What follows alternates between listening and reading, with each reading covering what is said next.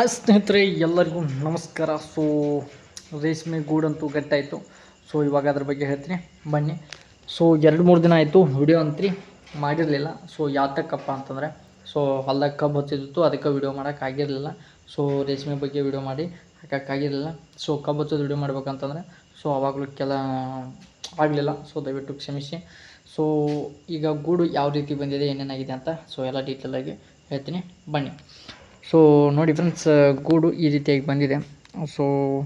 ಇದೇನಿದೆಯಲ್ಲ, ಇದು ಹುಳ ಡೆತ್ ಆಗಿದೆ, ಅಂದರೆ ಸತ್ತೈತ್ರಿ ಹುಳ. ಈ ರೀತಿ ಹುಳ ಸಾಯಬಾರ್ದು. ಈ ಸಾರಿ ಏನು ಜಾಸ್ತಿ ಹುಳ ಸತ್ತಿಲ್ಲ. ಚೆನ್ನಾಗೇ ಗೂಡು ಕಟ್ಟಿದೆ. ಆದರೆ ನಡುಕ್ಕೆ ರೋಗ ಬಂತು ಅಂತ ಹೇಳ್ತಾ ಇದ್ನಲ್ಲ, ರೋಗ ಬಂದು ತುಂಬ ಹುಳ ಫೇಲ್ ಆಗಿದೆ. ಇಲ್ಲೇ ಈ ರೀತಿ ಬಿಡಿ ಬಿಡಿ ಆಗಿರಬಾರ್ದು. ಬಿಡಿ ಬಿಡಿ ಆಗಿದ್ರೆ ಏನಾಗುತ್ತೆ, ಗೂಡು ಕಡಿಮೆ KG ಕಡಿಮೆ ಆಗುತ್ತೆ. ಯಾವ ರೀತಿ ಇರಬೇಕಪ್ಪ ಅಂತಂದರೆ, ಫಾರ್ ಎಕ್ಸಾಂಪಲ್ ಇಲ್ಲಿ ತುಂಬಿದೆಯಲ್ಲ, ಈ ರೀತಿ ತುಂಬ ಇರಬೇಕು ಗೂಡು ಅಂತಂದರೆ ಸ್ವಲ್ಪ KG ಜಾಸ್ತಿ ಆಗುತ್ತೆ. ಆದರೆ ಅಷ್ಟೊಂದು ಹೇಳ್ಕೊಳ್ಳೋಂಗೇನು ಬಂದಿಲ್ಲ ಈ ಸಾರಿ ರೇಷ್ಮೆ. ಪರವಾಗಿಲ್ಲ.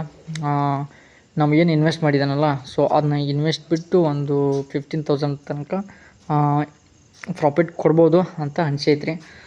ಇದರಲ್ಲಿ ಲಾಸ್ ಆಗುವಂಥದ್ದು ಏನೂ ಇಲ್ಲ.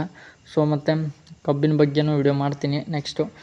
ಈಗ ಫಸ್ಟು ಕಬ್ಬು ತಂದು ಹಚ್ಚಿದ್ದು DPN 13007. ಯಾವ ರೀತಿ ಬರ್ತೈತೆ ಅಂತ ಗೊತ್ತಿಲ್ಲ. ಈಗ 256 ಒಂದಿತ್ತು, 86 ಒಂದಿತ್ತು. ಅದ್ರ ಕಡೆ ಗಮನ ಕೊಡ್ತಾಯಿದ್ವಿ. ಮತ್ತು ಇದ್ರ ಕೆಲಸ ಮುಗಿದು 4 ದಿನ ಆಯಿತು ಇವಾಗ. ಟೋಟಲ್ 18 ದಿನ ಕೆಲಸ ಬಿತ್ತು ನನಗೆ.